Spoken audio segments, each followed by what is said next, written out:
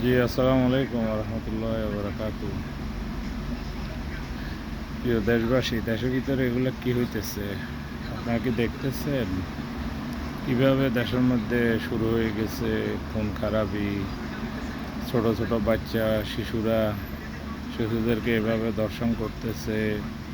কিভাবে মানুষ কত জালেম হয়ে গেছে, 5 বছরের 7 বছরের শিশুদের উপরে এভাবে জুলুম করতেছে।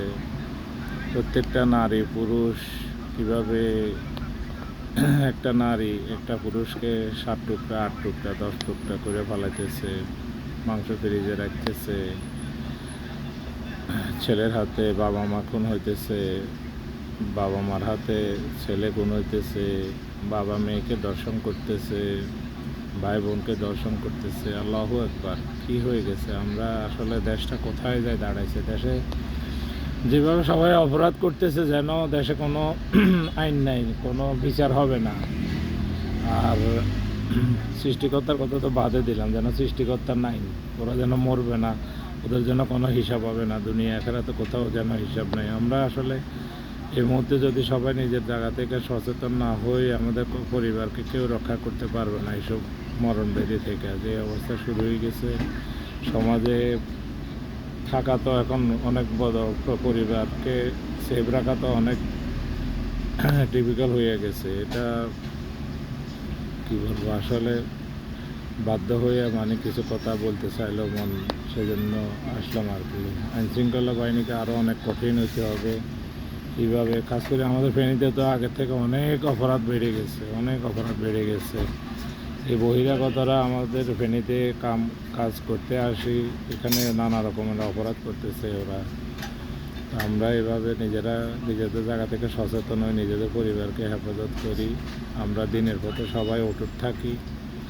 সবাই যদি দিনের পথে অটুট থাকে এবং কি আল্লাহকে ভয় করে, এরকম অপরাধ করতে পারে না। যেভাবে যে অপরাধগুলো হইতেছে বহুত সমস্যা।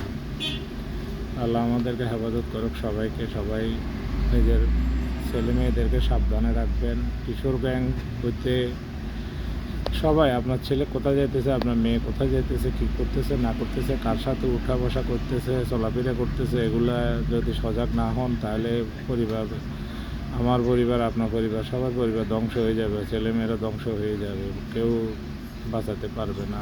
নিজেরা সচেতন হন, নিজেদের পরিবারকে হেফাজতে রাখুন, অন্যকে হেফাজতে রাখুন। ইনশাআল্লাহ অন্যায়ের বিরুদ্ধে রুখে দাঁড়ান। ইনশাআল্লাহ যেখানে অপরাধ দেখবেন, নিজেকে না রাখা এটার প্রতিবাদ করুন, নিজেকে দমায় না রাখা। তাহলে নিজের এবং পরিবারের, সমাজের, দেশের সবার ভালো হবে।